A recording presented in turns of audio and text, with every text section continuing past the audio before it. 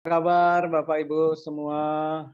Alhamdulillah. Alhamdulillah, Dok. Ini alhamdulillah saya juga udah berhasil untuk bergabung di laptop. Jadi saya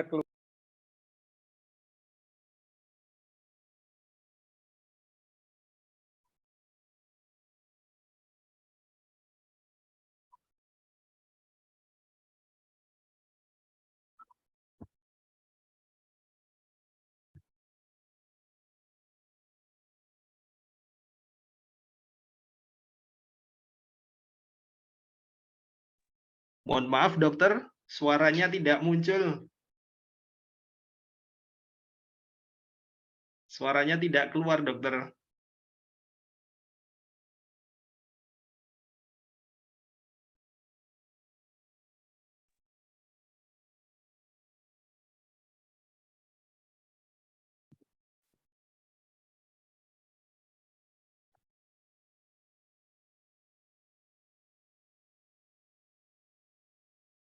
Afwan, dokter Hendra, suaranya tidak keluar ini.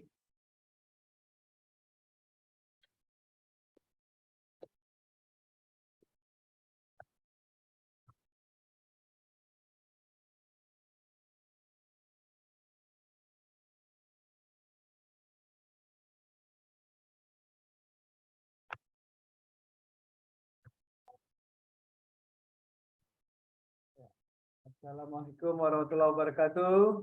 Waalaikumsalam warahmatullahi wabarakatuh. Alhamdulillah wa syukurillah Waalaikumsalam warahmatullahi wabarakatuh. Asyhadu an la ilaha illallah wa asyhadu anna Muhammadan abduhu wa rasuluhu allazi la nabiyya ba'da. Puji syukur kepada Allah Subhanahu wa taala atas segala nikmat karunia-Nya. Selawat dan salam pada junjungan kita Nabi besar Muhammad sallallahu alaihi wasallam. Allahumma sholli ala Muhammad wa ala ali Muhammad. Yang moga-moganya kita semua berharap syafaat dari Rasulullah di hari akhir nanti.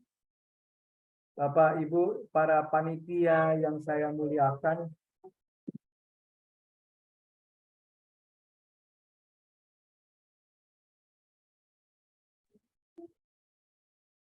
Bapak Ibu yang saya muliakan, para panitia Haincare, semoga Allah muliakan para sahabat semua yang telah memperjuangkan terselenggaranya majelis ilmu ini.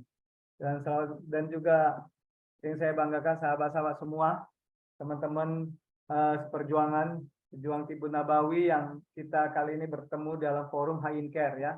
Luar biasa Haincare ini selalu menampilkan para guru-guru yang luar biasa. Saya juga sebenarnya mengikuti dan mengetahui bagaimana sepak terjang Haincare ini dalam terus mendakwahkan Tibun Nabawi melalui forum digital ya. Memang sekarang ini banyak perkembangan kemajuan di bidang IT sehingga kita bisa menikmatinya.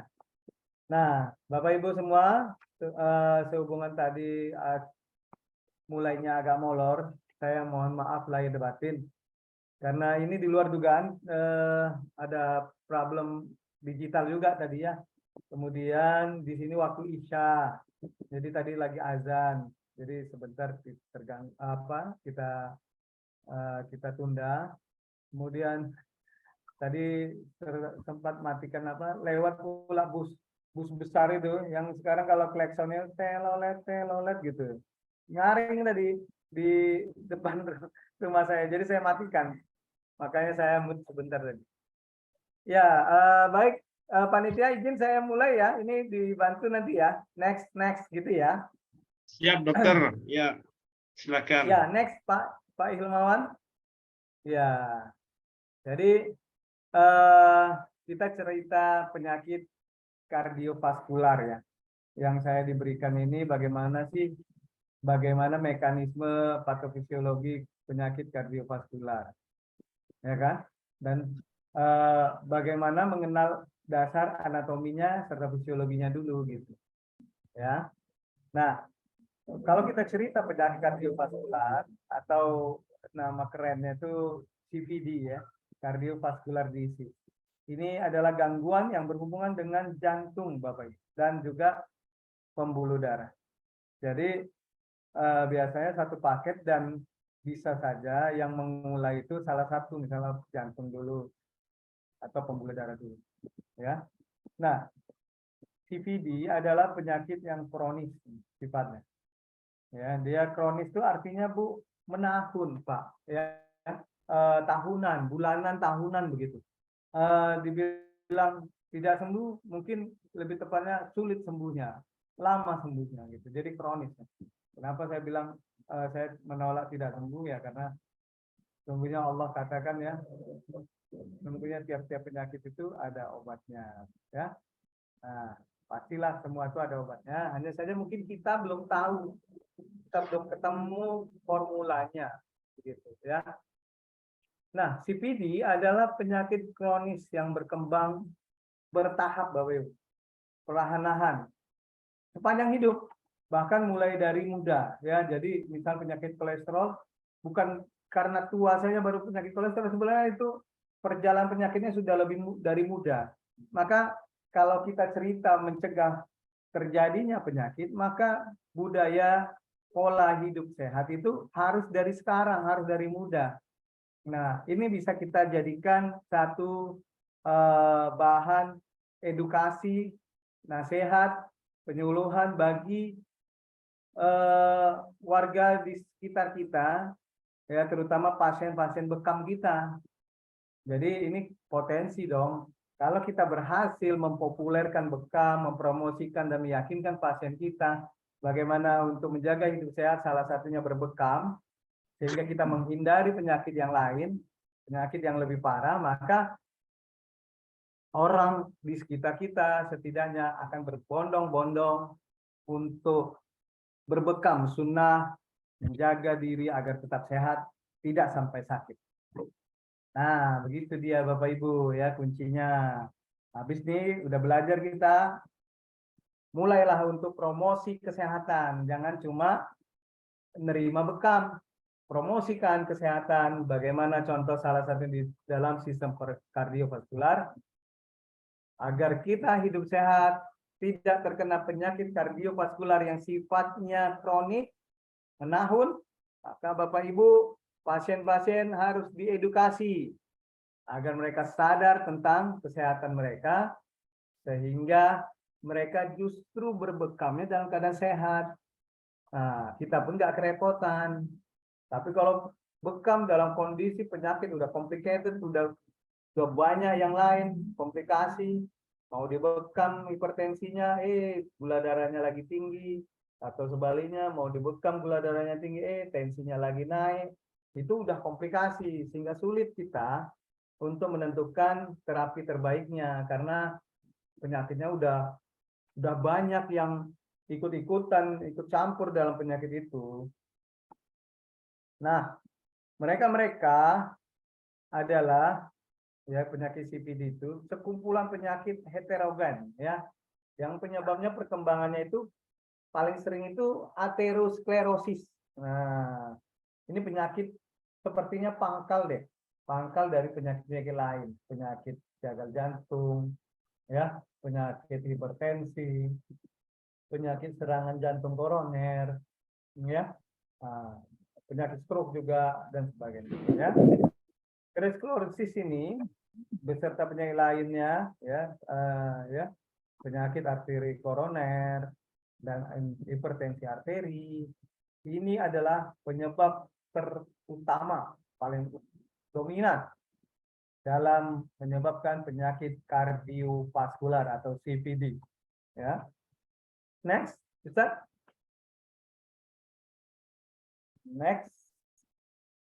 Next ya. Lanjut. Halo. Baru ini Ustaz. Apa? Next. Atau saya aja yang share screen ya.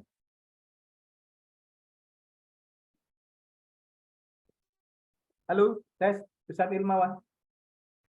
Sudah ya Ustaz? Oh ya, udah. Oke. Nah, sistem kardiovaskular, suatu sistem organ. Apa itu sistem kardiovaskular? Dia satu kumpulan organ yang namanya satu sistem organ. Di mana satu sistem organ ini nanti fungsinya memindahkan zat-zat tertentu ke sel, dan dari sel Nah, sistem ini juga menolong stabilitas suhu dan pH tubuh kita agar seimbang. Kalau dari medis dikenal keadaan seimbang itu homeostasis. Kalau dalam PCM dikenal keseimbangan yin dan yang, gitu kan? Dalam kedokteran Arab, Persia dikenal juga keadaan yang seimbang, ya, antara panas, dingin, ya, lembab dengan kering, gitu. Nah, kalau terjadi ketidakseimbangan, suhu meningkat atau suhu menurun, pH meningkat atau pH ini ya derajat keasaman tubuh, ya. Kalau derajat keasaman tubuh terlalu asam, maka bisa jadi penyakit. Terlalu basah juga bisa jadi penyakit. Maka harus seimbang. Lanjut, Ustadz Hilmawan. Fungsi dan peran masing-masing dalam sistem kardiovaskular itu ya apa? Menghantarkan oksigen dan nutrisi ke setiap sel-sel di dalam tubuh kita melalui darah kita yang mengalir, ya, yang dipompa tentu oleh jantung, ya, jantung pompa, darah terdorong ke seluruh tubuh, ya. Tapi kalau gagal jantungnya memompa, ya aliran darah ke seluruh tubuh juga terganggu. Apa akibatnya kalau darah terganggu ke seluruh organ? Maka fungsi organ di tempat yang lain akan ikut terganggu. Aliran darah, nutrisi darah ke otak berkurang, maka otak sebagai penanggung jawab kesadaran, ya, kita sadar karena otak kita ini kerjanya baik, maka nanti drop, bisa pingsan atau koma, ya. Organ lain juga gitu. Lanjut, Ustaz. Nah, yang selanjutnya apa fungsi sistem kardiovaskular? Mengangkut hormon-hormon dari kelenjar endokrin, misalnya hormon insulin, hormon glukagon, hormon tiroid.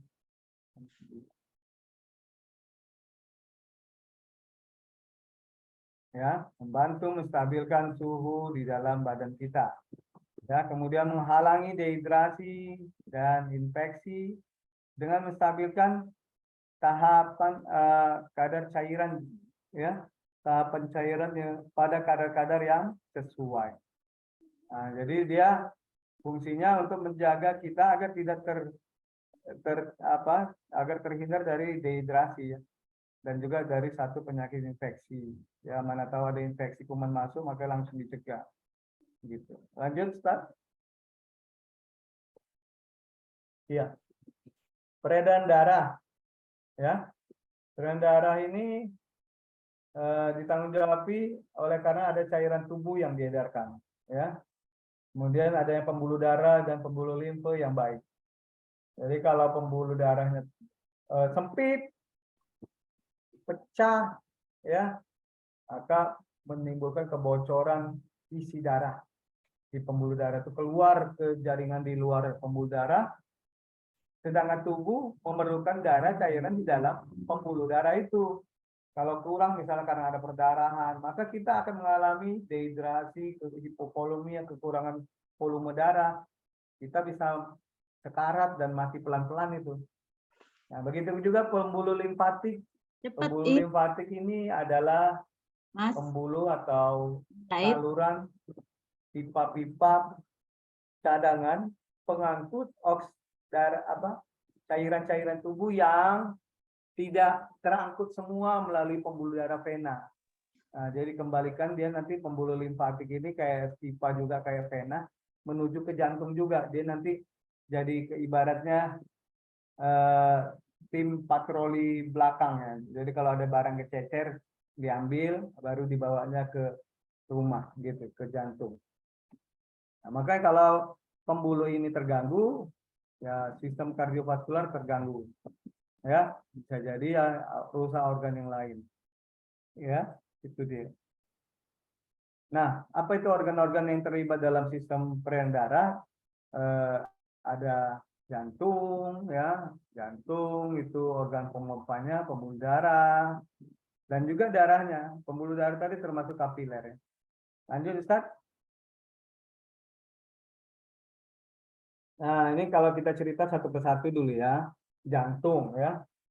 Bapak Ibu kenal jantung? Tahu apa itu jantung?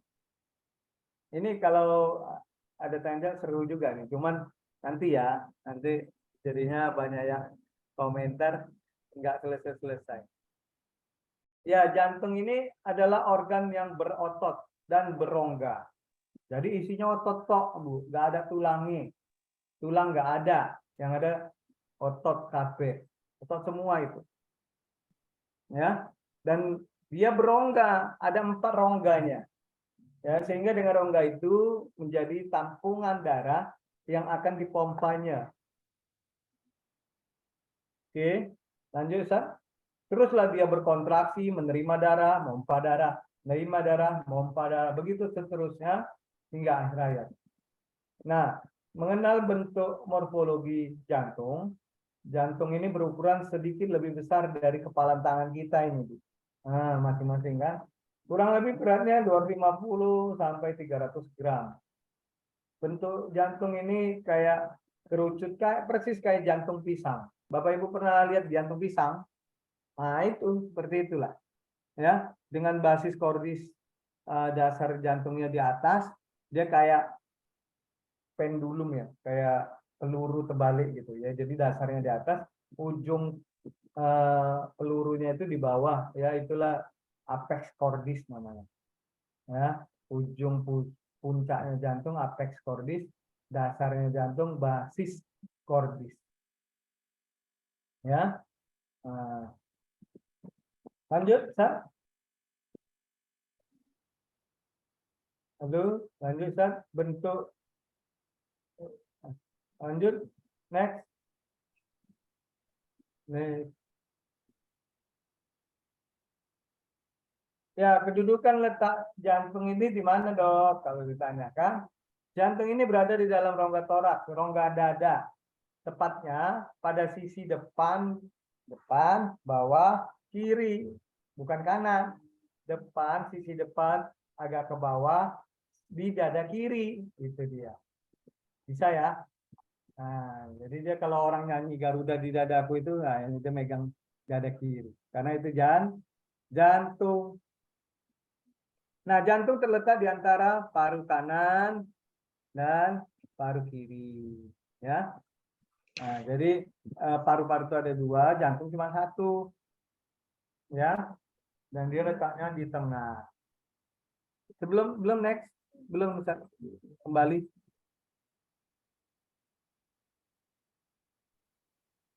Ya, dia ditemukan tepat di belakang tulang dada. Ya, jadi kalau kita pegang tuh di dada ada tulang yang keras panjang, di baliknya itulah jantung. Dan juga di balik rusuk ya. Jadi jantung terlindungi dia. Lanjut Ustaz. Next. Ya, ini dia posisinya tadi di depan, kiri, bawah dari toraks atau rongga dada. Ya. Lanjut. Nah, jantung ada juga pembungkusnya. Bukan hanya lontong yang ada bungkusnya, bukan hanya nasi gurih yang ada bungkusnya. Ternyata jantung ada bungkus. Bungkusnya 2 lagi. Ada perikardium parietal, perikardium visceral. Di antara perikardium ada ruangan rongga disebut cavum perikardii yang isinya cairan ya, cairan di core perikardium ya. Jadi cairan inilah yang menjadi alas jantung, peredam jantung saat dia terus memompa jantung agar dia tetap elastis balik kembali posisi mompa, kempis, pompa, kempis gitu ya. Itu oleh karena ada cairan ya, cairan perikardium yang membantu tetap elastis sehingga kalau ajalah jantung itu nggak ada cairan pembungkusnya, dia itu seringkali getarannya pasti nggak lancar karena sering tersentuh sama dinding toraks. Ya, maka bersyukur memang Allah ciptakan jantung ini ada selaput pembungkusnya. Ya. Sama dengan paru-paru juga ada selaput pembungkus pleura. Ya. Nah, perikardium ya, bagian kemudian kalau kita ceritakan jantung ini diselubungi selaput ganda yang disebut perikardium ya, bilaminer ya, bagian luar dilapisi oleh ya, nah, bagian luar lapisannya ada dua lapisan membran, perikardium parietal dan visceral. Parietal ini yang luar, visceral ini lapisan dalam. Lanjut next. Dinding jantung terdiri dari 3 lapisan, endokardium, lapisan terdalam yang berhubungan dengan rongga jantung, lapisan miokardium, lapisan tengah, ini ototnya yang paling tebal, lapisan ketiga ya adalah tadi endokardium ya, endokardium. Next. Rongga jantung ada 4 ya, atrium dextra, atrium kanan atau bilik kanan, atrium sinistra atau bilik kiri. Di bawahnya itu yang di atas itu serambi ya, atrium itu serambi kanan, atrium kiri serambi kiri. Kemudian mereka nanti mau menerima darah, vena itu menerima darah, nanti langsung dipompa darahnya ke ventricle, itu rongga yang di bawah itu, kanan dan kiri ya. Ventricle nama lainnya bilik atau kamar. Sedangkan itu serambi itu kan kayak teras ya. Nah, gitulah. Lanjut next. Ya, antara atrium dan ventricle ini terdapat lubang atrioventrikular. Ya, pada lubang tersebut terdapat katup jantung ya. Katup tricuspid ya, antara atrium ya, atrium dexter dan ventriculus dexter ya. Nah, katup tricuspidalis antara atrium sinister dan ventricle sinister. Septum interventriculare ini adalah sekat antara dua rongga jantung itu. Ya. Nah, septum interventricular ini sekat pemisah antara ventricle destra dan sinistra. Next. Ya, jantung juga memiliki chorda tendiniae, yaitu urat jantung yang menjaga katup ya, ya, atau flap ya. Kemudian jantung mendapat makanan dan oksigen ini dari nadi taju atau nadi arteri koronaria. Jadi jantung itu dapat makanan dari arteri koronaria. Makanya kalau ada penjempitan di pembuluh darah ya, arteri koronaria segera berobat. Ya, otot jantung termasuk otot involunter yang bekerja di luar kendali sistem koordinasi. Iya iyalah, masa otot jantung kita yang mengendalikan. Makanya nggak ada orang tersedak bangun tidur. Kenapa? Papa, kenapa kok kebangun? Kok megap? Iya, Buni. Aku lupa, jantungku lupa berdenyut. Nah, kan nggak mungkin. Iya kan? Nah, itulah syukur alhamdulillah. Wa bi ayyi ala rabbikuma tukadziban. Nikmat yang mana lagi yang tidak kalian dustakan? Sesungguhnya Allah telah memberi banyak karunia, banyak nikmat, termasuk dalam penciptaan diri kita. Termasuklah jantung ini. Jantung itu gerakannya otomatis. Andaikan saja gerakan jantungnya kita sadari, kita nggak akan bisa beraktivitas. Kita nggak akan bisa kerja. Kenapa? Sibuk mikiri jantung takut berhenti. Orang dompet aja lupa kok, apalagi denyut jantung kalau dia dibuat sistemnya sesuai kemauan otak. Ya, syukurlah alhamdulillah Allah yang mengatur diri kita kapan ya tetap jantung itu berdenyut, kapan berhenti. Ya. Nah, ya, otot jantung ini termasuk otot jantung yang ya sempit lah, penyakit jantung koroner ini nanti disebabkan tersumbatnya arteri koronaria. Ya, lanjut. Nah, ini salah satu alat-alat pengukur. Tadi kelewatan enggak ya? Enggak ya? Kelewatan kan? Nah, sekarang tekanan darah. Tekanan darah dikenal ada dua macam. Sistol dan diastol.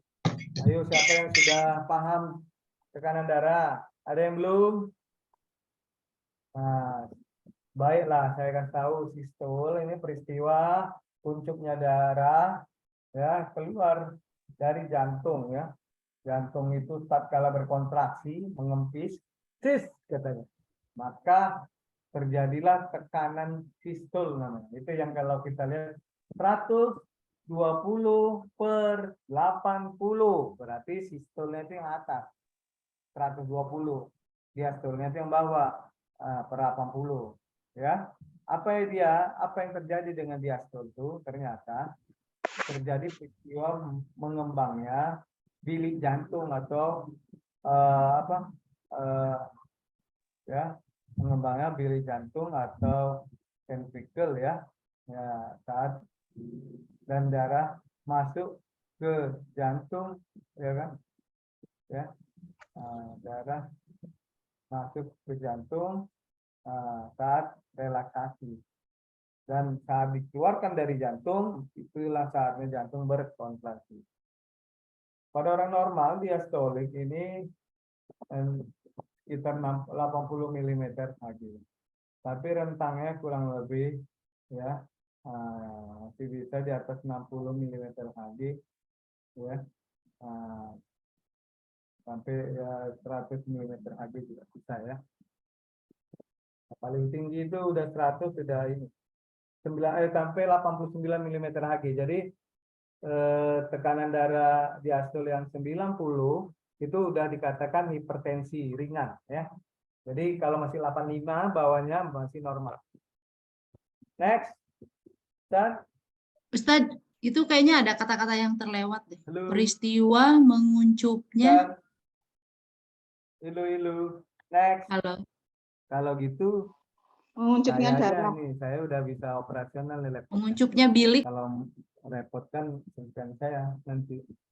Nah, ini alat pengukur tekanan darah. Udah banyak modelnya ibu-ibu, bapak-bapak. Ya, kalau dari yang lama itu pakai air raksa ya. Mungkin gunakan sulit ya. Nah, sekarang udah ada yang aneroid. Aneroid ini sifatnya pakai bendik saja ya. Nah, kemudian ditensi ya. Sederhana ceritanya. Ya, ceritanya sederhana, pelaksanaannya. Yang lebih sederhana lagi, tensimeter digital. Ini yang pakai alat tinggal main pencet aja ya. Nah, yang penting baterai harus cas ya. Jangan udah mau habis dihajar terus, nanti nggak akurat lagi pemeriksaan tekanan darah ya. Oke. Kita lanjut. Next. Lupa saya. Nextnya mau orang.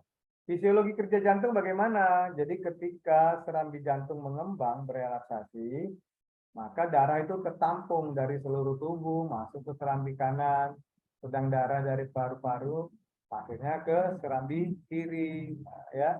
Nah, ketika serambi jantung ini menguncur berkontraksi, darah akan darah masuk ke bilik kanan, ya. Darah dari bilik kanan masuk ke bilik kanan atau ventricle. Sedang darah dari selambung kiri masuk ke bilik kiri. Next. Pada saat bilik jantung berkontraksi menguncur darah dari bilik kanan menuju paru-paru, ya. Sedangkan darah dari bilik kiri menuju ke seluruh tubuh, ya. Jadi setiap kali berdenyut bilik kanan ataupun bilik kiri beristirahat, ya, beristirahat dan lebih kurang sampai 1/20 detik. Lanjut. Nah, inilah gambaran rongga jantung. Ini kursornya nggak bisa saya aja yang bisa nunjuk. Ya, ada atrium kanan, ya, ada ventricle kanan, ada atrium kiri, ventrikel kiri, disekati oleh sebuah sekat, ya. Nah, oke, lanjut next. Oke, ya, pembuluh darah vena ya. Kita sekarang cerita pembuluh darah pada jantung, di antaranya vena cava superior dari leher, vena cava inferior dari vena porta dari bawah, vena pulmonalis ya itu dari paru-paru ke belakang jantung, ya. Nah, itu dia. Next,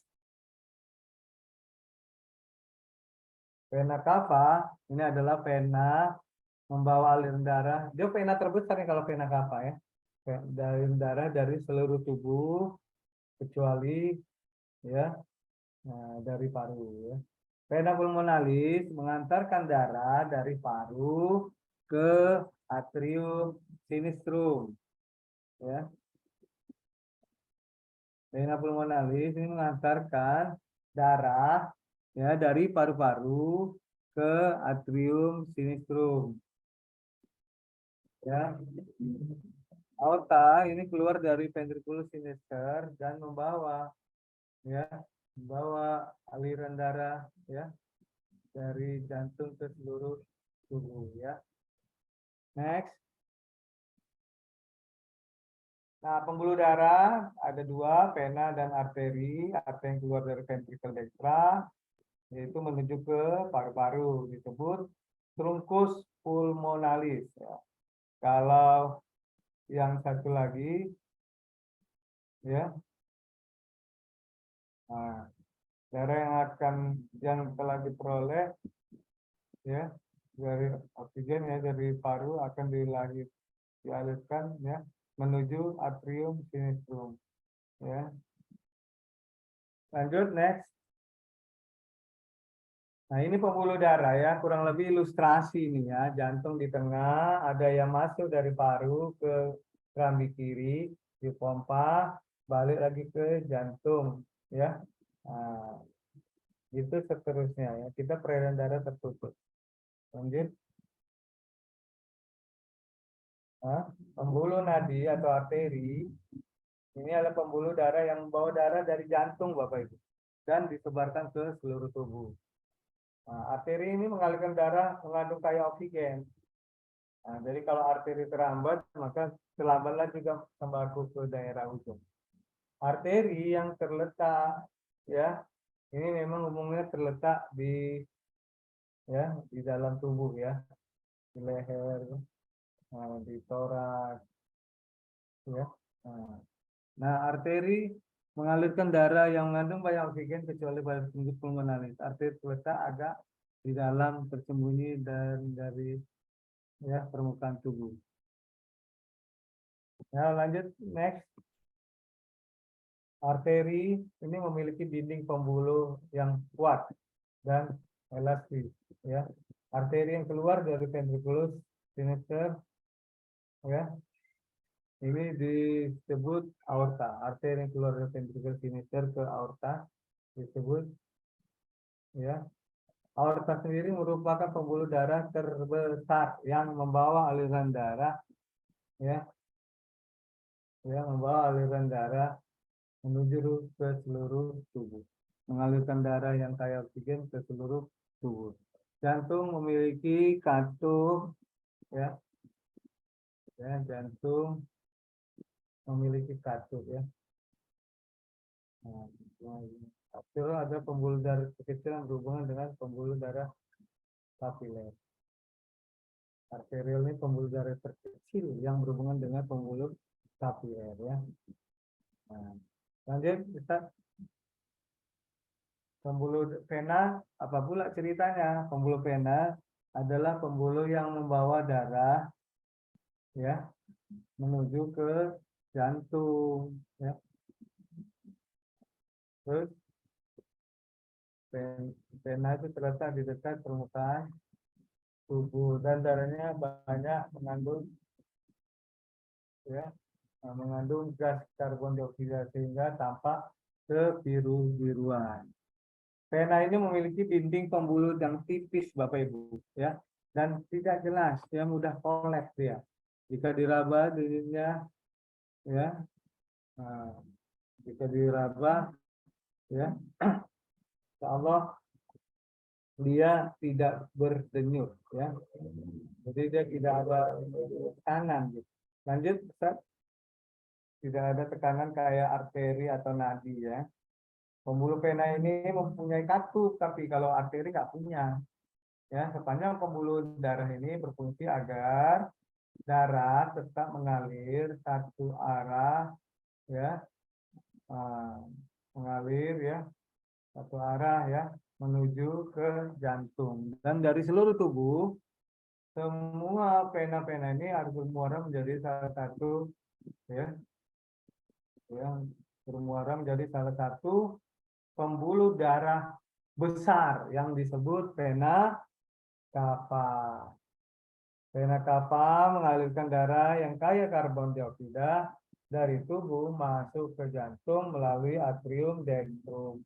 Lanjut, Ustaz. Nah, ini pembuluh darah kapiler apa? Pembuluh kapiler ini pembuluh darah kapiler, hanya dia ada pembuluh darah terkecil tersusun atas satu lapis sel endotelium yang sangat tipis dan berfungsi untuk, ya, pertukaran menjadi lebih efektif, ya. Bapak Ibu, ya, jumlah pembuluh kapiler ini banyak, Bapak Ibu. Seluas 600 meter kubik meter bujur sangkar. Ini kayak luasnya lapangan bola. Ya, pembuluh kapiler, ya, pembuluh kapiler, ya, jumlah pembuluh kapiler sangat banyak, ya, dan jumlah luas permukaannya mencapai 600, ya, meter kuadrat, ya. Pembuluh-pembuluh kapiler berhubung langsung dengan sel-sel tubuh dan jaringan untuk menyalurkan, ya, sel-sel tubuh dan jaringan, ya, untuk menyalurkan oksigen dan zat-zat makanan tertentu. Ya, selanjutnya karbon dioksida, air, dan sisa-sisa pembakaran diambil untuk diangkut ke paru-paru, ya. Dan juga, oke, lanjut, ini dia arteri dan vena. Kursornya saya nggak bisa nunjuk, ya. Ya. Sebelumnya itu arterinya, sekarang venanya. Ini vena tebal, ini tak pala tebal, tapi dia ada katup. Ya, nah, kalau arteri tidak, cuma dia elastis. Ya, next. Oke, sebentar saya izin, ada tamu manggil, bentar.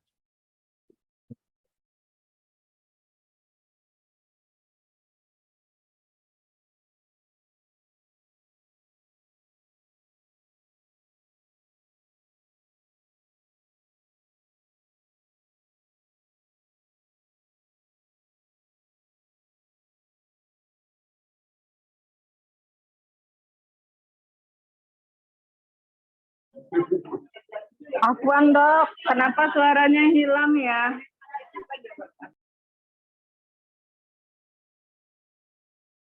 Katanya tadi ada tamu sebentar. Mohon ditunggu ya, Bu dan Bapak. Baru ada tamu ini, Dokter Hendra.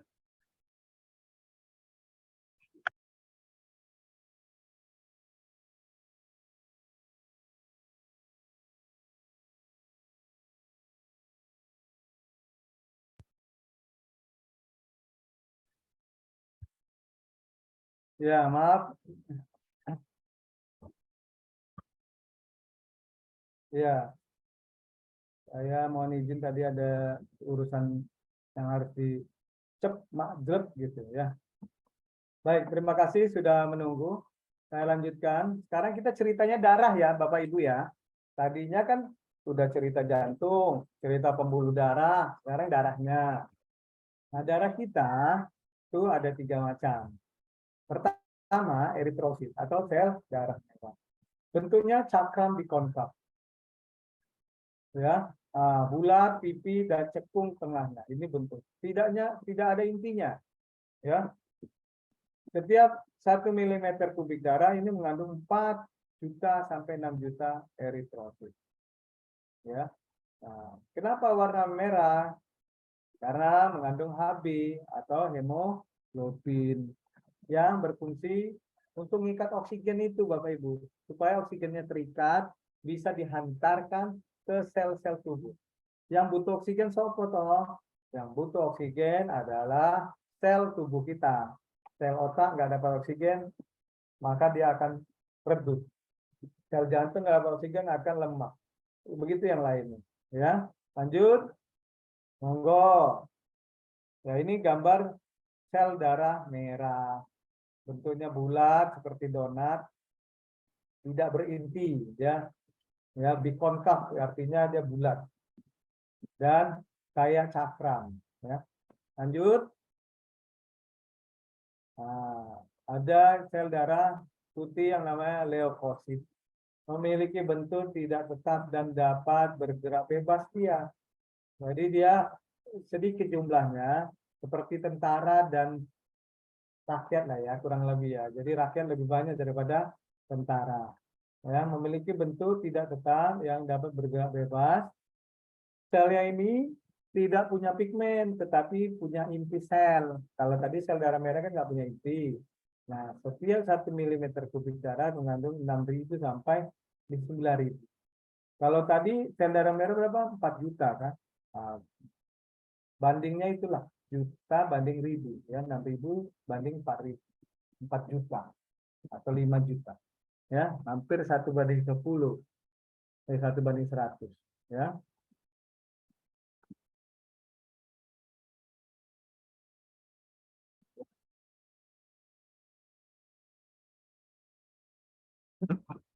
Ganti informasi sebentar karena baterai mau habis. Lanjut Ustaz. Nah ini sel darah putih yang bentuknya ini ya, yang ungu ya, warna ungu itu ya. Macam-macam sel darah putih itu.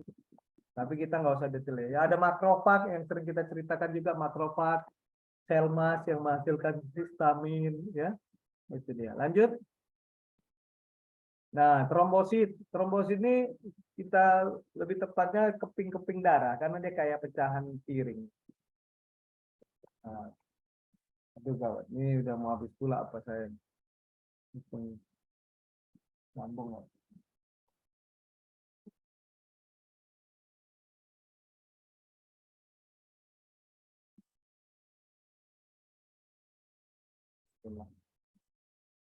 Ya, itu trombosit. Jumlahnya cuma 200.000 sampai 3.000. Sebagian buku ada bilang 400.000. Ya, berfungsi dalam proses pembekuan darah. Jadi kalau ada cedera jaringan, misalnya kita terantuk, terpukul orang pakai batu atau kayu, kan cedera. Nah, darahnya itu kan nanti bakal berhenti tuh 3 menit, 5 menit. Nah, itu ditutup oleh trombosit. Atau saat kita bekam terjadi luka yang kita sengaja. Habis itu kan nanti lama-lama berhenti dia, karena ada trombosit yang menutup bekas torehan bekam itu, ya. Nah, trombosit ini umurnya kurang lebih 2 sampai 3 hari. Jadi dia terus ganti gitu. Ya. Sel darah merah yang umurnya 120 hari ya. Bentuknya tak beraturan dan mudah pecah. Lanjut, next. Nah, itu bentuknya yang warna ungu kayak kecil-kecil ya. Itu dia kayak kumpulan kertas koyak-koyak di lantai gitu ya. Jadi dia berserakan memang ya. Ada bintik-bintik itu yang Bapak Ibu lihat. Bukan. Kiri itu yang banyak tuh. Itu ya bintik-bintik itu, bintik-bintik ungu itu, itulah keping-kepingnya. Ya betul tadi, keping. Bukan itu ya, itu sel darah putih. Keping-keping darah yang berserakan itu. Banyak lagi kursornya. Oke lah. Nah, kemudian anemia ya. Apa itu anemia? Anemia adalah kalau bahasa Yunaninya tanpa darah gitu ya. Maka pengertiannya adalah keadaan di mana jumlah sel darah merah itu atau hemoglobin itu kurang dalam sel darah merah ya. Nah, dan berada di bawah normal. Sehingga darah itu nggak dapat mengangkut oksigen secara maksimal dalam jumlah sesuai yang diperlukan tubuh. Jadi kalau kita orang anemia, biasanya ngangkut 100% oksigen, tapi karena hemoglobinnya kurang, HB-nya tadi kurang, kan HB yang mengangkut oksigen. Maka tubuh, organ-organ vital itu tidak kedapatan oksigen yang cukup. Nah, akhirnya ngulahlah organnya. Yang ginjal bermasalah, yang paru bermasalah, jantung masalah, otak juga masalah. Begitulah kurang lebih ya siklus ya jembatan apanya istilahnya lingkaran setannya ya. Bagaimana anemia itu membuat organ lain jadi rusak. Gitu juga lah teori bagaimana teori yin tradisional Chinese medicine itu kan meningkatkan qi ya aliran ya energi dan juga su ya su yaitu darah ya. Jadi ini salah satu bagaimana asal muasal bagaimana penyakit itu terjadi yaitu dari darah yang tidak bersih, darah yang penuh dengan toksin, itu darah yang tidak cukup komponen darahnya, maka ini akan membuat tubuh sakit. Next. Arti nilai hitung sel darah itu ya, kalau Bapak Ibu dihadapkan sama si lab misalnya. Baca aja sel darah merahnya. Sel darah merah digabung bacanya red blood cell ya, RBC. Ini merupakan komponen darah yang terbanyak dalam 1 mililiter darah. Setiap orang memiliki jutaan bahkan miliaran sel darah merah dalam tubuhnya. Jadi penghitungan sel darah merah itu digunakan untuk menentukan apakah ya kadar sel darah merah ya merendah ya merendah atau merah rendah atau anemia atau sudah tinggi sudah bagus gitu ya. Jadi pada perhitungan sel darah merah akan nanti dinilai juga jumlah dan ukuran dari sel darah merah ya. Bentuk sel darah merah pun bisa dievaluasi ya di bawah mikroskop ya. Lanjut Ustaz. Nah, tadi kita cerita HB ya. HB itu apa Ustaz gitu kan? HB itu adalah pigmen ya yang membuat sel darah merah kita berwarna merah. Menurut fungsinya, HB ini merupakan media transportasi oksigen dari paru-paru ke jaringan tubuh. Jadi kalau oksigen merupakan bagian terpenting dari metabolisme tubuh untuk menghasilkan energi. Makanya kita nggak bisa hidup di bulan atau di Mars karena nggak ada oksigen di sana gitu. Hemoglobin juga berfungsi membawa karbon dioksida hasil metabolisme dari jaringan tubuh ke tubuh ya. Nah, untuk dari jaringan tubuh ke paru-paru maksudnya untuk melanjutkan selanjutnya dikeluarkan saat saat bernapas. Next. Nah, kaitan sama HB kita ada satu jenis penyakit yang familiar lah ya terjadi di masyarakat. Ada yang namanya anemia defisiensi besi. Jadi anemia ini timbul akibat kosongnya cadangan besi dari darah kita Bapak Ibu ya. Nah, sehingga penyediaan besi ya penyediaan besi untuk eritropoiesis berkurang yang pada akhirnya pembentukan HB juga berkurang. Disinilah perannya bekam nanti merangsang ya eritropoietin di ginjal untuk dilepaskan menuju sumsum tulang karena selama ini eritropoietin lah yang membantu mendorong ya hemoglobinnya berkurang ya, maka nanti zat besinya juga akan berkurang ya. Jadi penyediaan besi ke eritropoiesis berkurang ya ujungnya. Maka kalau kita bekam ini meningkatkan hormon eritropoietin itu dihasilkan oleh sel-sel ginjal nantinya untuk ya mencetuskan pembentukan sel darah merah yang baru. Jadi bagus ini bekam ini. Ya, setiap eritrosit ini Bapak Ibu ya mengandung hemoglobin ya lebih sedikit daripada biasanya sehingga timbul anemia hipokrom ya hipotitik ya. Kita lanjut Ustaz. Nah ini darah yang merah yang normal. Tapi kalau yang anemia sedikit dia darahnya. Jadi kalau diambil sampel darah diletakkan di objek gelas, darahnya ngumpul-ngumpul itu kalau cukup eritrositnya. Tapi kalau jarang-jarang seperti yang sebelah kanan ini ya maka kita juga belajarnya juga ya nggak maksimal ya. Ya normal. Next kita ini penyebab etiologi itu penyebab anemia apa aja perdarahan hebat, akut mendadak kecelakaan, pembedahan, persalinan yang menimbulkan resiko berdarah ya perdarahan postpartum namanya perdarahan pasca bersalin. Nah itu menyebabkan anemia berat juga, pecah pembuluh darah. Nah ini sama kayak stroke ya. Kronik ya, menanggung penyakit kronik yang udah lama lah di tempat tidur ya. Perdarahan hidung sering ya. Hemoroid, nah orang-orang hemoroid ini yang nggak diatasi juga sering jadinya anemia. Ulkus pektik ini sering luka apanya ususnya ya apa terutama duodenum itu biasanya. Nah ini menimbulkan nyeri yang hebat ya dan bisa mengancam perdarahan ya. Nah, kemudian kanker atau kolit dan sebagainya. Nah, perdarahan menstruasi yang sangat banyak juga nggak boleh, berkurangnya pembentukan sel darah merah, kekurangan zat besi, ya, kekurangan vitamin B12, kekurangan asam folat, ya. Nah, kekurangan vitamin C, ya. Lanjut, Ustaz. Nah, jadi meningkatnya penghancuran sel juga membuat darah itu anemia. Contohnya anemia hemolitik itu udah liver dan hatinya gila itu dia.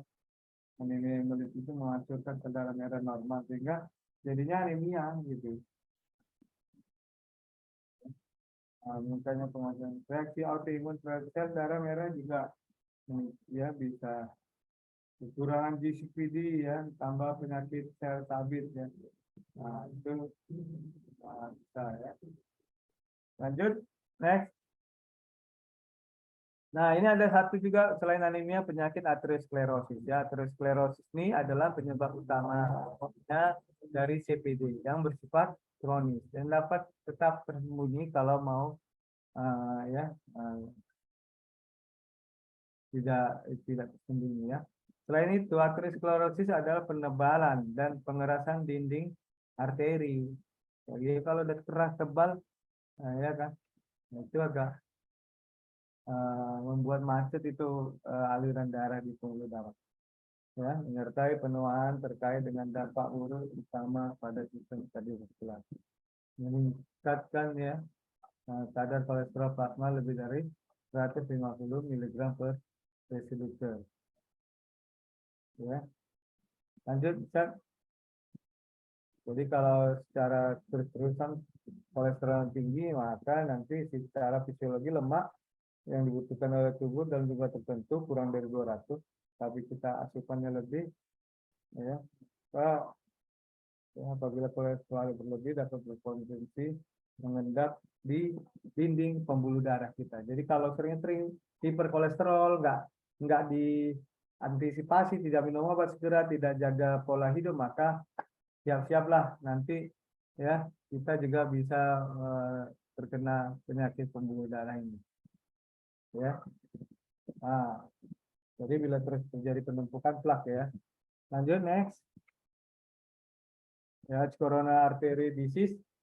Ya, nah, itu adalah penyakit koroner sebenarnya, penyakit jantung ya, penyempitan atau penyumbatan atau juga darah koroner ya, darah arteri koroner ya. CAD ini ya suatu kondisi disebabkan terutama oleh permukaan plak di dalam dinding pembuluh darah itu. Jadi hal ini pada gilirnya menyebabkan kesulitan dalam memasok darah pada kardiomiosit sel-sel jantung ya. Ya. Nah, sel ini bergilirnya menyebabkan ya Nah, CAD ini akibatnya plak arteriosklerosis dapat terkikis atau pecah awalnya mengakibatkan trombosis, kemudian penutupan jumlah darah menyebabkan infark miokard ya. Nah, atau stroke ringan ya. Ya. Iskemi, ekstremitas dan kematian. Lanjut. Nah, bagaimana dengan arterial hypertension? Ini penyakit hipertensi arteri ya, menyebabkan sedikit atau tanpa gejala ya, tapi merupakan tapi merupakan faktor resiko penting untuk miokard infark. Miokard infark itu apa? Serangan jantung, Bapak Ibu. Ya, stroke ini serangan otak, ginjal ini gagal ginjal dan penyakit pembuluh darah perifer. Apa namanya?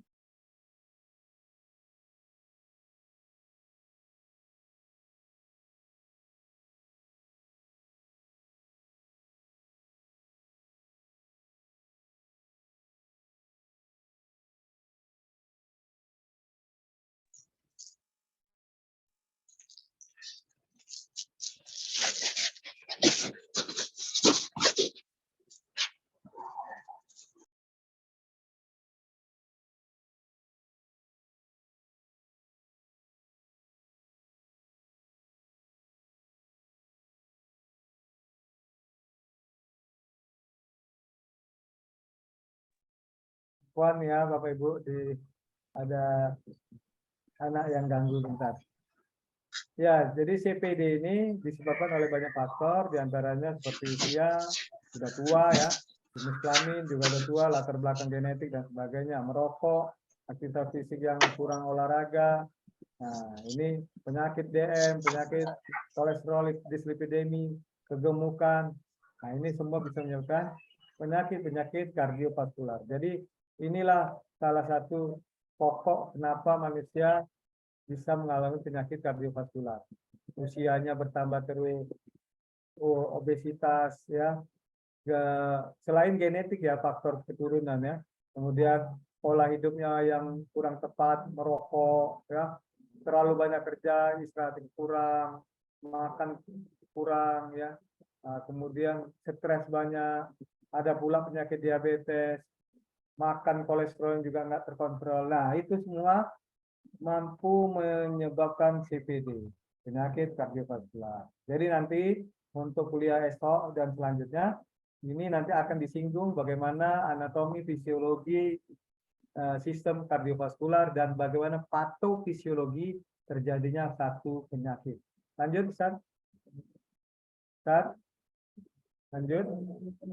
Ya, ini kalau mau ceritakan bagaimana patogenesis arteriosklerosis, penyakit kubur kolesterol yang menyempitkan pembuluh darah, intinya ya dalam homeostasis keadaan seimbang, sel-sel endotel, sel pelapis dinding pembuluh darah ini akan mencegah aktivasi trombosit, pembekuan darah itu dicegah, dan perlekatan leukosit dengan dinding pembuluh darah itu dicegah dengan menghasilkan nitrit oxide, ya, prostacyclin, TPA, dan antitrombin.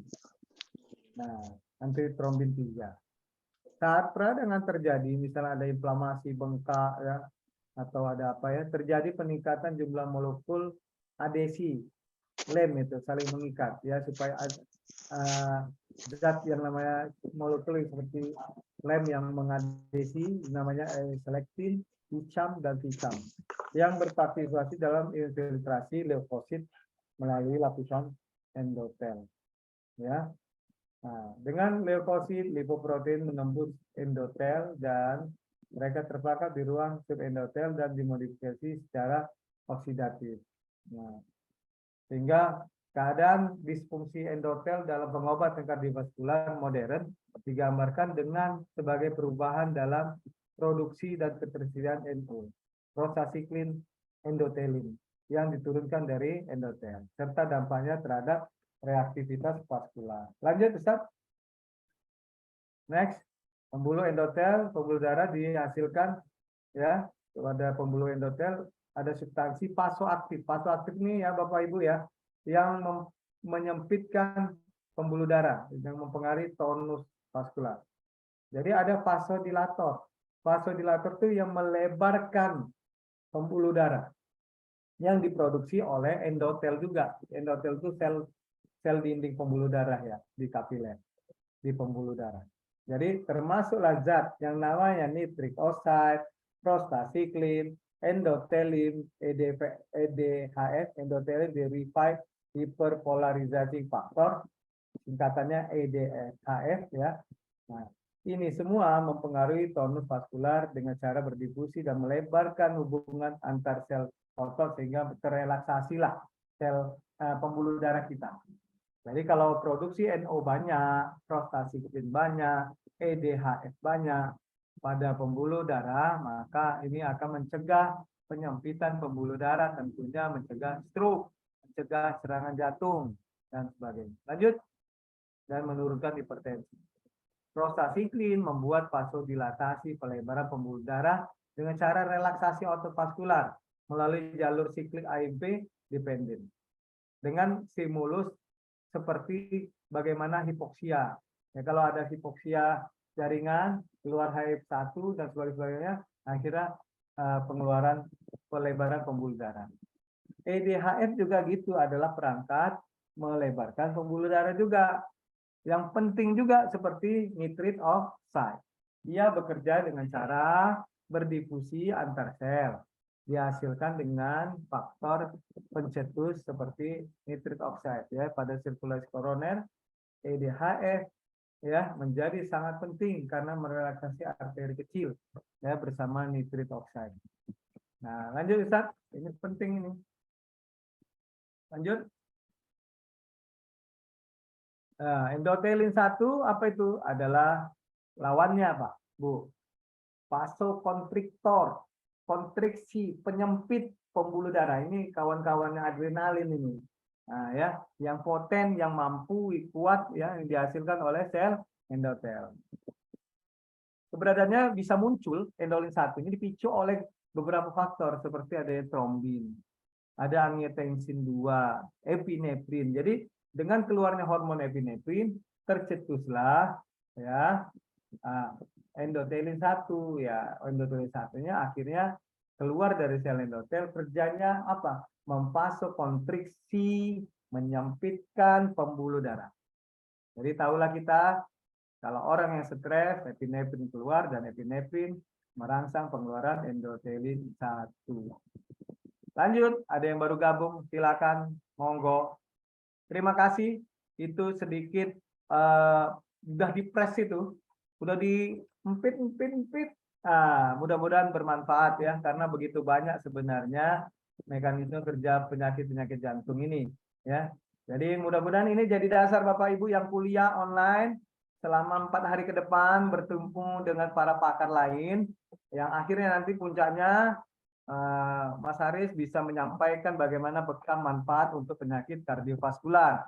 Ya, dasarnya apa? Ya, harapannya Bapak Ibu tahu mengenal jantung, pembuluh darah dan darah secara anatomi, mempelajari fisiologinya, ya, kemudian bagaimana penyakit itu terjadi, penyakit jantung kardiovaskular CPD tadi terjadi secara patofisiologi. Demikian, semoga bermanfaat. Assalamualaikum warahmatullahi wabarakatuh. Waalaikumsalam warahmatullahi wabarakatuh. Ustadz Hilmawan, Jogja. Waalaikumsalam warahmatullahi wabarakatuh. Oke, jazakumullah khairan Pak Dokter atas pemaparan Agak kedengaran materinya. suara Ustadz Hilmawan ini. Luar kayak biasa. saya tadi. Suaranya Halo? kecil ya, Dokter. Halo? Ustadz dengar? Ya, dengar Ustadz. Dengar. Suara saya tadi dengar ya? Dengar. Lambang semua kok.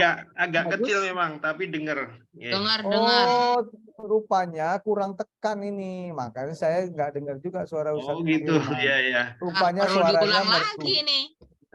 Ulanglah. Ya, Baik, ayolah. Sambil hari ini- diskusi aja ulangnya. ya. Sambil diskusi. Mungkin nanti akan dilanjutkan dengan diskusi.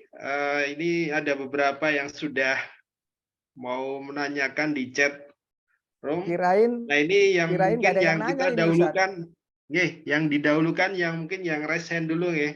Ini ada Nggih. Pak Rahmat Pripun? Ramadan. Silakan Pak Rahmat Ramadan untuk bisa Nggih, bertanya monggo. langsung. Ya, kami persilakan. Assalamualaikum warahmatullahi wabarakatuh. Waalaikumsalam. Waalaikumsalam warahmatullahi wabarakatuh. Senang jumpa lagi dengan Pak Dr. Hendra Sutisna dari Wah. Pekanbaru ini, Pak. Masya Allah. Ngikut Jadi- terus ya. Kemana Pak Dokter nih, Insya Allah. Materinya mantap-mantap. Masya Allah. Juga dengan high end care. Jadi mungkin pertanyaan saya mengenai di jantung itu kan ada disebutkan juga tentang perikardium. Selain dalam jantung ada atrium, ada bilik gitu ya. Kemudian apakah jika ada masalah di perikardium, kemudian ada masalah dengan di bilik atau serambi di jantung, itu sama penyebabnya gitu? Atau apakah juga ada hubungan permasalahan dalam lambung itu bisa ke jantung lewat perikardium atau lewat mananya gitu, Ustaz? Nah, Pak Dokter. Nah, itu saja sementara. Assalamualaikum warahmatullahi wabarakatuh. Waalaikumsalam warahmatullahi. Langsung Pak Dokter bisa dijawab. Ya, nanti kalau saya agak lupa apa yang dimaksud, nanti langsung aja Sambi ya. Jadi perikardium itu pembungkus jantung. Suatu saat dia bisa menjadi penyebab penyakit namanya perikarditis yang paling sering ya. Jadi salah satunya inflamasi radang infeksi pada perikardium itu sendiri sehingga menyebabkan peradangan, gejala radang itu ya menyebabkan nyeri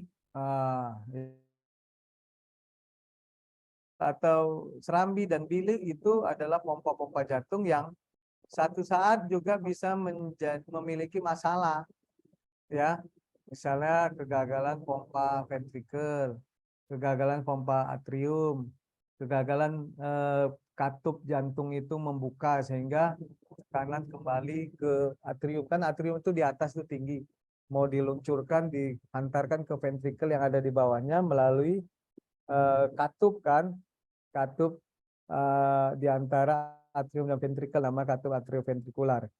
Ya, kalau terganggu katup itu terbuka, maka bisa jadi arus balik. Di atriumnya lama-lama sakit itu, lama-lama bengkak dan sebagainya. Begitulah pola terjadinya penyakit. Jadi kalau hubungan langsung perikardium sama katup enggak.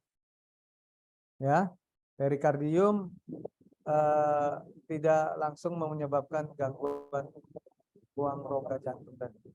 Terus kalau lambung, ya lambung itu organnya di dalam abdomen, di dalam rongga abdomen bersekat dengan diafragma ke rongga dada. Jantung kan di rongga dada, ya kan? Tadi kan sudah saya kasih tahu.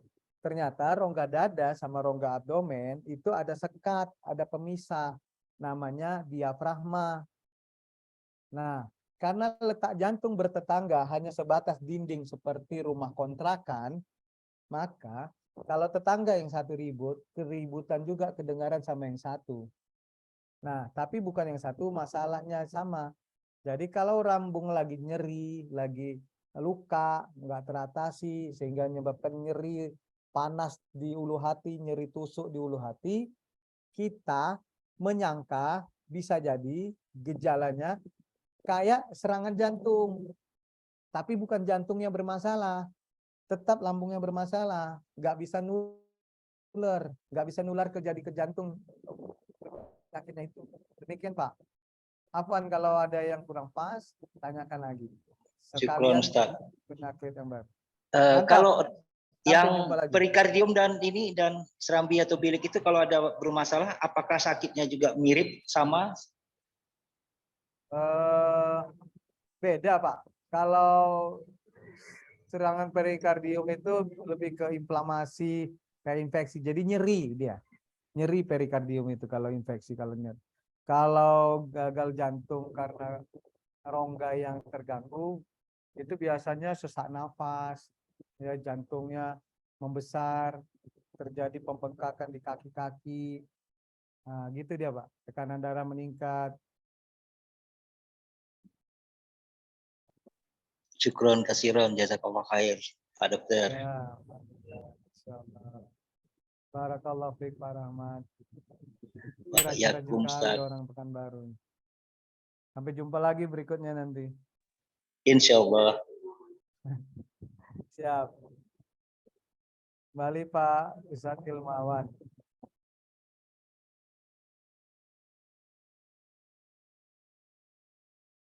Masih mute itu Pak, mute. Suara mute. Oh iya, mohon maaf. Ini kita pindah ke room chat ini, Pak Dokter. Monggo. Tapi Saya di kira nggak ada yang sini nanya nih. ini Bu Sri Sulistiawati ini tanya kaitannya dengan bekam ini. Mungkin Pak Dokter mau menjawab atau mungkin nanti pas sessionnya Pak Aris ini. Jadi kalau Pas hipertensi, sesi Pak Iris. Apa Ya. pertanyaannya? ini kalau hipertensi pada ibu hamil apakah boleh dibekam? Oh, itu nanti aja sama Pak Ya, Aris biar silakan. seru. Nanti biar Ada, Pak Aris ya. Nah, Ya, bisa jadi dijawab. Setiap yang pertanyaan selalu ada jawaban. Ya, insya Allah. Ini yang kedua aja, dokter. Dari Nurvina Galiati. Untuk kasus penyakit jantung bawaan, apakah boleh dibekam? Nah, Katanya itu syaratnya juga. dokter untuk pasang ring, tapi belum tidak mau pasang ring. Oh, ini kok bekam juga ini. Iya, itu nanti nggak sabar tuh Bapak Iya. Ibu semua. Nanti Iya. aja ya, Pak Aris. Heeh. Nah, Yang ini penting yang tentang kuliah saya hari inilah. ya. Ini kalau Biar ini nggak apa kali. kayaknya sudah sesuai nih dari Bu Sulistrio Malang. Izin Masya Allah. Halo bertanya, Malang. dokter.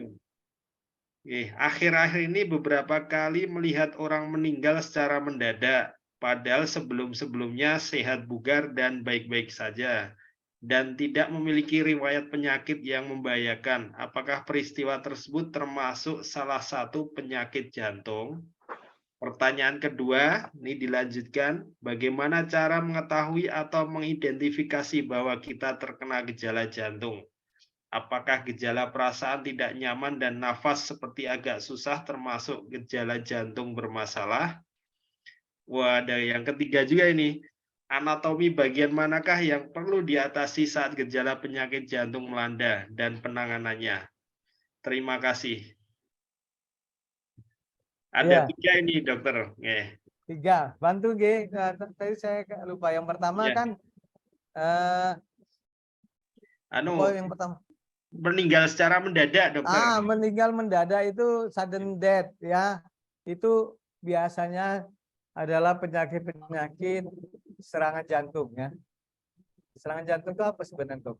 Itu adalah penyempitan atau pecahnya pembuluh darah di jantung. Ada nama arteri koronaria yang memperdarahi jantung.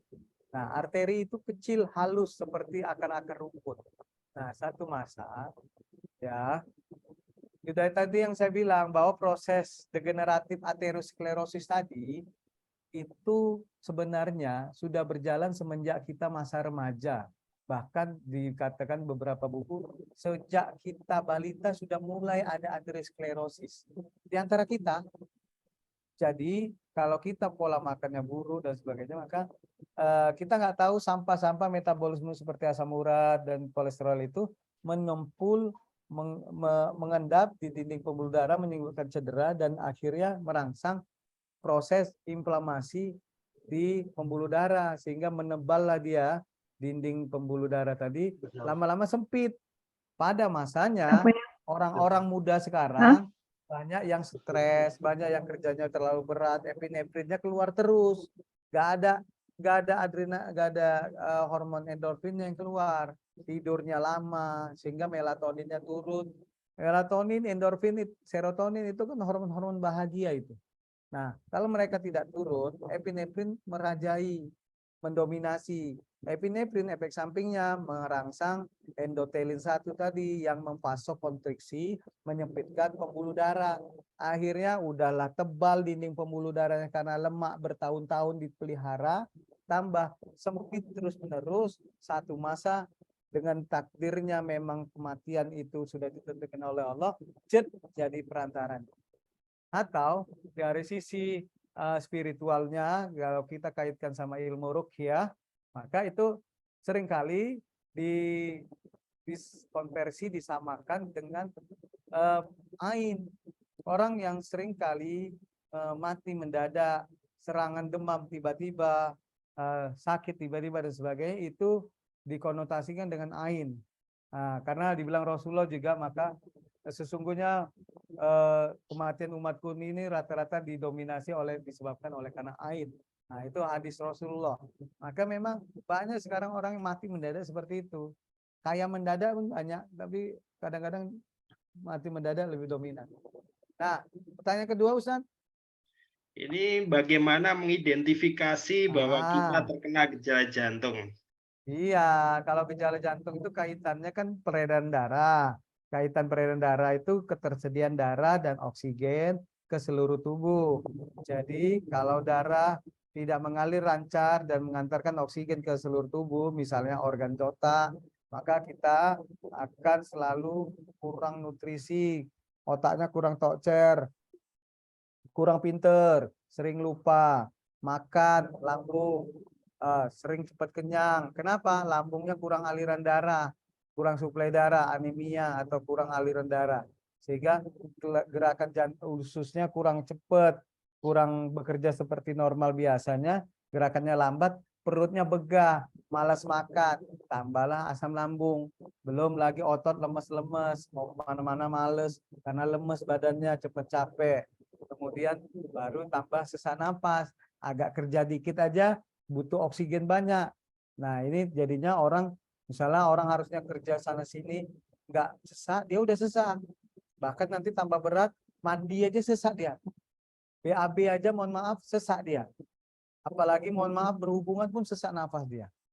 Ya, nah, itulah dia. Maka kadang-kadang pun ada orang-orang hebat di sana yang suka pelesiran cari wanita lain di luar, udah punya sakit jantung, udah punya penyakit kolesterol, masih suka jajan di luar di hotel, mati di hotel mendadak. Karena apa? Karena dia berhubungan. Nah, itu menyebabkan kalori dibutuhkan tinggi, energi yang banyak dan sebagainya. Akhirnya mati di tempat bersama wanita PSK-nya. Itu banyak kejadian. Jadi kalau udah sesak napas, sering megap, sering nyeri dadanya, itu hati-hati, nyeri dada sebelah kiri bukan masuk angin, ya, jangan angin duduk, periksa juga, ya, mana tahu itu sebuah hasilkan nitrit oxide. Itu panjang nanti ceritanya. Nah, sama Ustadz Aris saja deh. Apalagi yang ketiga, Ustadz? Yang ketiga ini anatomi bagian manakah yang perlu diatasi saat gejala penyakit jantung melanda? Kalau jantung meranda, misalnya jantungnya sesak napas megap, gejala anatomi yang dimaksud maksudnya apa ya? Titik akupresur apa ya? Titik akupresur itu di lengan dalam ini ya, sisi lengan dalam ini dipukul-pukul bisa. Ya, kemudian yang paling penting kalau gejala jantung melanda, istirahat, bed rest total, karena jantung itu identik dengan kerja. Kita bisa melakukan apapun karena jantung memompa. Kalau kita lari dan kenceng larinya, itu meningkatkan kerja jantung. Makanya orang yang jantungnya udah lemah, jalan ke kamar mandi aja udah sesak, maka dia istirahat lah. Istirahat lebih mengurangi sesak. Jadi yang diperbaiki rasanya paling pembuluh darah. Kalau bagian jantung mau diperbaiki, itu dengan meningkatkan konsumsi obat atau herbal yang melancarkan aliran darah, melebarkan pembuluh darah. Begitu, menguatkan jantung. Baik, dokter. Begitu nih Bu Sulistriom dari Malang. Semoga aja jawabannya cukup ini memuaskan ya. Ya, saya jawabnya sendiri sedikit-sedikit ya, Angge ya. Ya, semoga bisa supaya dipahami banyak ini. yang penting banyak yang bisa jawab. Ayo pertanyaan. Sebelum kita lanjutkan ke ini pertanyaan yang di chat, mungkin di sini ada yang resen ya. Ini kita dahulukan dari Bu Kozizah Depok, Jawa Barat. Kami persilakan Bu. Oke. Assalamualaikum warahmatullahi wabarakatuh. Waalaikumsalam. Waalaikumsalam Mau tanya, warahmatullahi wabarakatuh. Ya. Apa kabar Ibu? Bagaimana tips dan trik untuk menjaga kesehatan? Itu aja, Dok. Assalamualaikum. Waalaikumsalam. Nah, ini Tips pertanyaan dan paling trik ini sulit. menjaga kesehatan ini, dokter. Masya Ringkas, Allah. jelas, dan padat pertanyaannya. Tapi Kalau ditanya kita sebagai seorang Ya. terapis Tibbun Nabawi, sebagai seorang mukminin dan mukminat, maka jawabannya adalah ada pada Al-Quran dan contoh hadis Rasulullah, contoh hidup Rasulullah. Gaya hidup Rasulullah ada gaya hidup sehat, ya, di mana beliau tidur cukup, ya, pola tidurnya tidur miring ke kanan, makan tidak berlebihan, ya. Di dalam Al-Quran juga dikasih tahu makan dan minumlah kamu jangan berlebih-lebihan. Jadi banyak manusia ini mulai sakit karena berlebihan. Enak makan rendang berlebihan, enak makan sop soto berlebihan, maka kadar lemak di dalam darah menumpuk di luar kebutuhan. Makan nasi tambah-tambah, glukosa berlebihan, ya kan? Tidur kurang, pola stres banyak, sholat malas karena kerjaan menumpuk, sehingga apa, otaknya dipenuhi epinefrin, stres terus. Nah, gaya hidup yang terbaik seperti yang Ibu Khazizah ini tanyakan, pola hidup Rasulullah, menghidupkan sunnah, ya. Kemudian kalau menghidupkan sunnah banyak ya Ibu, kita bahasnya nggak bisa satu persatu. Kemudian kalau hidup manusia ini yang sering ini pola pikir, pola makan, ya, pola hidup, ya. Jangan banyak berpikir hal yang sulit, ya. Kembalikan semua pada Allah yang memiliki semua solusi, ya. Nah, itu yang menyebabkan epinefrin naik, adrenalin naik. Kita mikir terus, pola makan nggak benar. Ini orang sering sekali begitu, makan berlebihan. Makanlah makanan yang halal. Udah halal, toyib lagi, baik. Jadi makan, beli kerupuk, halal, halal. Tapi kalau kerupuk itu lebih toyib ayam, sayur, buah, bagusan beli buah. Kenapa?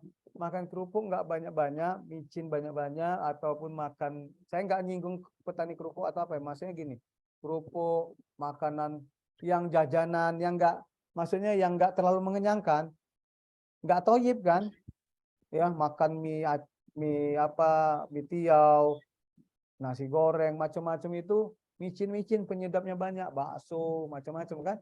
Nah, udah halal dibeli, halal barangnya halal, tapi nggak toyib karena banyak radikal bebas di situ. Sebaiknya dikurangi, kalau bisa makanan yang halal, makanlah oleh makanan yang toyib, yang baik bagi, dan udah baik, makan nasi baik, makan ayam baik, makan rendang baik, makan sayur baik, jangan kebanyakan. Nanti apa? Nanti sakit, jangan berlebihan. Itu dia, Masya Allah. Masya Allah. Oke. Satu lagi boleh, mohon maaf ini terkait dengan ibu-ibu, Dok. Minyak ya, Dok. Saya itu kalau tidak pakai minyak yang bening gitu ya, kadang suka apa namanya yang beli anak kan ya, taruhlah minyak curah gitu ya, Dok. Itu kok ujung-ujungnya lemes di jantung ya, Dok, kayak lesan lah kalau bahasa Jawanya itu. Gimana, Dok? Iya, Ibu Khazizah, itu memang minyak dipengaruhi oleh kualitas yang sama seperti zaitun di dalam bekam yang kita pakai. Zaitun terbaik adalah zaitun extra virgin olive oil. Minyak terbaik adalah minyak perasan awal dari biji kelapa sawit kan. Nah, kalau minyak-minyak curah itu adalah minyak yang sekian sekali dari perasan, udah sekian ratus kali perasan. Artinya kandungan zat gizi dan sebagainya sudah sangat minim dibandingkan mungkin zat pelarutnya. Maka hati-hati kita menggunakan minyak murah, alasannya murah, tapi minyak curah ini beresiko menimbulkan penyakit yang sulit sembuh, penyakit kardiovaskular disease, malah ongkosnya lebih mahal kalau udah kena sakit jantung. Ya karena dia mengandungkan lemak-lemak yang jenuh, Bu. Itulah minyak jelantah itu juga. Jangan sering-sering pakai minyak jelantah. Memang kita tahu mau hemat, tapi ya diperhitungkan. Itu ya, Bu. Baik, Ustadz. Terima kasih. Assalamualaikum. Waalaikumsalam. Waalaikumsalam Salam jumpa lagi warahmatullahi nanti. wabarakatuh. Gitu ya Bu Khazizah, semoga aja jawabannya cukup bisa memberikan pemahaman. Ya, ini mungkin sebelum saya bacakan lagi yang terakhir ini dokter, ini karena yang waktunya terakhir. sudah Dan- ini 9:30 nggih, mungkin cukup nggih ini Oh. untuk satu kali Oh. pertanyaan aja ini nggih. Oh, ya, Mohon oke. maaf ini Oke. karena waktu kita dibatasi. Oh, kirain nggak ada yang nanya lagi. Ini masih ada 3 nanti yang belum bisa terjawab, Siap. mungkin bisa kami sampaikan lewat grup. Masya Allah. Oke. Oke, ya.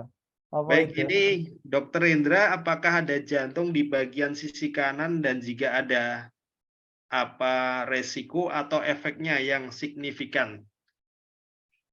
Jantung Di yogyanya bagian normalnya kanan. bagian kiri. Ya. Kalau ada pun yang ngarahnya sedikit aksisnya deviasi ke kanan, itu ada beberapa, tapi bukan jantungnya yang bergeser. Itu kelainan anatomi lah itu ya. Kalau ada itu jarang sekali ya. Yang ada jantungnya membesar ke kanan. Ya, ada pembesaran jantung kanan, right ventricle hypertrophy itu pembesaran jantung ke kanan. Tapi kalau jantung memposisikan diri sebelah kanan, saya sih belum pernah dapat kasus. Walaupun ada dia nggak karena jantung kan berada di dada kiri, paling dia agak ke tengah aja. Ya, dextrocardia itu namanya. Kalau posisinya mau menyebabkan apa ya, mungkin gangguan nafas ya, karena sudah mendorong ke satu sisi paru. Begitu ya. Nah, Gitu, ini saya jawabnya sedikit-sedikit aja. Ini ada penyebab plak pembuluh darah yang menimbulkan penyumbatan itu kolesterol, apa trigliserid. Karena kadang orang tidak sama keadaannya, ada yang tinggi kolesterol, ada yang tinggi kolesterol. Ya, kolesterol ada yang baik, ada yang jahat. LDL kolesterol jahat. Bekerja sama trigliserida dalam menyebabkan penumpukan bubur lemak atau aterosklerosis di pembuluh darah. Jadi penyebab resiko tinggi sebagai penyakit jantung dan pembuluh darah, penyempitan pembuluh darah adalah kadar trigliserida yang tinggi dari normal, sama itu 150, di atas 150, dan kadar LDL yang tinggi dari normal. Ya, demikian Bapak Ibu, ya kalau kolesterol baik itu HDL. Kata orang, untuk nurunin kadar LDL kolesterol jahat, diceramahi aja Ustadz, biar jadi sadar kolesterolnya jadi baik. Wah, itu ngawur gitu. Ya, sudah itu kayaknya udah terjawab ya. Yeah. Boleh minta satu Ustaz Ilmawan? Silakan. Ya, Ini saya langsung aja. Assalamualaikum warahmatullahi wabarakatuh. Tentang pembengkakan jantung itu dokter. Apa pandangan dalam kedokteran? Wah, ini jantungnya bengkak. Bagaimana kondisi yang sebenarnya terjadi jantung bengkak? Penyebabnya dan bagaimana pengatasinya gitu. Assalamualaikum warahmatullahi wabarakatuh. Waalaikumsalam. Jantung bengkak itu pembesaran massa jantung memang. Kalau istilah bahasa umumnya jantung bengkak. Gagal jantung itu sebenarnya. Jantungnya sudah gagal memompa karena kecapean, hipertensinya menahun bertahun-tahun nggak diatasi, tensinya di atas 160 aja. Itu tensi tinggi karena pompa jantung bekerja keras memompa darah ke seluruh tubuh, saban hari, saban bulan, saban tahun. Tensinya pembuluh darahnya keras, sempit, sehingga jantung harus memompa mati-matian selama bertahun-tahun dengan kondisi hipertensi, nggak pakai obat, nggak pakai herbal, sehingga nggak pernah terkontrol. Itu penyebabnya. Dan keadaannya lama-lama jantung tak mampu memompa. Ada titik maksimal dia, akhirnya jantungnya empot-empotan. Senin Kamis, sesaklah napasnya. Jalan sedikit aja, seharusnya orang biasa nggak apa-apa, dia apa-apa, dia sesak. Kenapa? Jantung nggak mampu memompa dengan tenaga yang sekarang. Nah, itu dia. Dan bagaimana ngatasinya? Tidak ada cara lain selain dengan obat yang saya tahu sebagai dokter. Obat-obat anti hipertensi yang menurunkan kadar kekuatan tegangan di pembuluh darah. Itu aja obatnya. Kalau dia bengkak gejalanya sehingga nanti jantung nggak mampu memompa darah ke seluruh tubuh dan tidak mampu mengangkut cairan kembali dari jaringan di kaki biasanya, gravitasi bumi. Maka gejalanya nanti kakinya bengkak-bengkak, perutnya membesar karena asites. Lama-lama naik ke atas, tekanan vena jugularis meningkat, akhirnya sesak napas di paru-paru. Nah, sebelum itu biasanya kaki bengkak-bengkak, pasien datang tuh ke rumah sakit atau ke dokter. Dikasih obat peluruh cairan namanya diuretik, furosemid.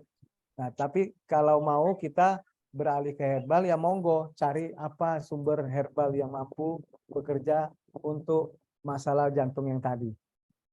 Ya, Sih Ustaz. kalau Oke, ya, Terima kasih Pak makasih Dokter. Pak Rahmat. Ya, Masya monggo. Allah. Oke, jazakumullah khairan. Wah, ini karena kita terbatas oleh waktu ya. Alhamdulillah sudah 9:30. Jadi Masya kami Allah. mohon maaf sekali kepada Bapak dan Ibu yang masih belum bisa kami jawab karena memang waktu yang kita batasi dan sudah cukup ya. Nanti untuk pertanyaan yang belum terjawab, insya Allah akan kami sampaikan ke Dokter Hendra ya, biar dijawab Oke, via WhatsApp. Nanti di grup oke, kami sampaikan. Ya. Insya Allah. Insya Allah ya Dokter. Ya. Monggo, ya. Baik, Ibu-ibu dan Bapak semuanya, Alhamdulillah season 2 pada malam hari ini sudah kita lewati bersama dan untuk kuliah pada malam hari ini dapat kita simpulkan bahwasanya kesehatan itu sangat luar biasa sekali untuk bisa kita dapatkan dan kita harus senantiasa bersyukur kepada Allah SWT. Semoga Ibu-ibu dan Bapak semuanya mendapatkan kesehatan dan perlindungan dari Allah SWT dan terhindar dari salah satu penyakit yaitu kardiovaskuler, yaitu penyakit jantung atau gagal jantung. Demikian mungkin kesimpulan yang sedikit yang bisa kami sampaikan. Untuk itu sebelum kita tutup, kami atas nama panitia mohon maaf sebesar-besarnya apabila ada kekurangan dalam penyampaian maupun dalam memfasilitasi Bapak dan Ibu semuanya dalam rangka kita belajar untuk menuntut ilmu, dan alhamdulillah semoga aja Allah SWT memberikan keberkahan pada ilmu pada malam hari ini ya. Dan kepada Dr. Hendra Sutisno beserta keluarganya selalu diberikan kesehatan dan perlindungan kepada Allah, begitu juga pada kita semuanya yang pada malam hari ini hadir untuk mengikuti bersama bermajelis dengan beliau. Amin. Baiklah Ibu-ibu dan Bapak, kita tutup acara webinar kuliah kardiovaskuler pada malam hari ini, season kedua, dengan mengucapkan bacaan hamdalah dan dilanjutkan dengan doa kafaratul majlis. Alhamdulillahirabbil alamin. Alhamdulillahirabbil alamin. Subhanakallahumma wa bihamdika asyhadu an la ilaha illa anta astaghfiruka wa atubu ilaik. Akhir salam dari kami. Wassalamualaikum warahmatullahi wabarakatuh. Waalaikumsalam warahmatullahi Jazakumullah wabarakatuh. khairan. Waalaikumsalam. Dan semuanya. Ya, jazakallah Pak Ustadz Selamat Hilmawan. beristirahat ya, Dokter. Ya, kalau kami masih 9:30, kalau di gitu. Jawa Tengah mungkin sudah larut ya, jam 11 mungkin ya. Kayak. Sama ini Dokter, 9:30. Oh iya, cuman suasana heningnya, suasananya udah larut, ya kan? Kalau kami kan lebih lama. Misalnya. Gimana yang lain panitia? Sibuk ya? Iya, alhamdulillah Dokter. Ini sibuknya ngurusi online ini. Ya, tapi inilah amal jariah kita. Bersibuk-sibuk kita amin. ngurusi majelis ilmu kan? Amin. Ini berkah ini. Alhamdulillah. Mohon doanya semoga khair ya pada para peserta pembelajar, semoga menjadi wasilah dari syafaat Rasulullah SAW ya. Amin. Bapak Ibu semua, mohon maaf, afwan kalau saya kurang maksimal, saya kurang memberi kesempatan. Sama-sama Dokter. Saya duluan. Selamat istirahat semuanya. Assalamualaikum warahmatullahi wabarakatuh. Waalaikumsalam warahmatullahi wabarakatuh.